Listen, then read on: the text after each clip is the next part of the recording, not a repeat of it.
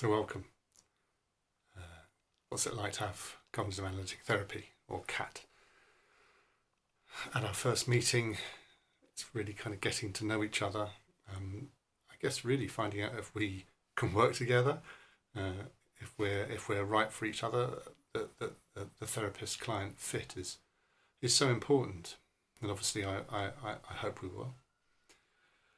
So it's getting to know each other and really finding out what you want to gain from therapy. So it's really kind of an orientation in that first session and finding out exactly what CAT is about and how it works.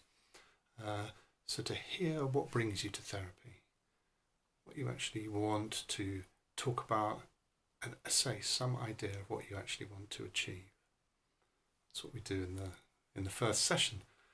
And as we move through the sessions, the first 4 sessions tend to be about information gathering and really hearing your story, really hearing what's brought you to where you are now, the difficulties you're experiencing, what you think could be the source of those difficulties, really getting a very full picture of how things are for you. And around session 4, 5, we do something called reformulation, which is actually thinking about your story and telling your story together. I write you a letter with my understanding of how things are for you and how you've got to where you are and what I've heard from you. And I put that into a concise format and a personal letter to you, which I read to you. I invite you to write back to me with your own thoughts, your own sort of version of reformulation. From those 2 letters, we can really get a good basis for how we're going to work together over the coming sessions, however long that will be. Sometimes it's only 8 sessions.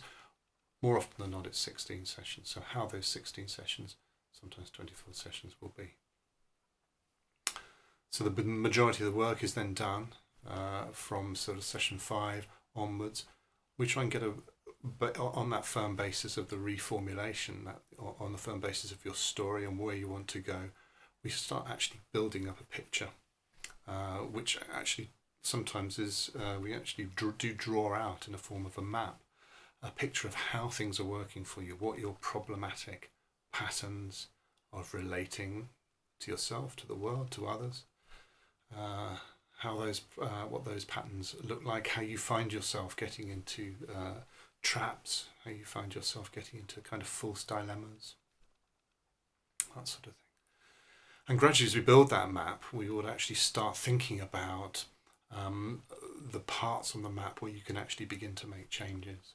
So it's a very practical method of hearing your story, really getting a concise and clear view of how things are, and then actually really drawing that out and then seeing where changes can be made.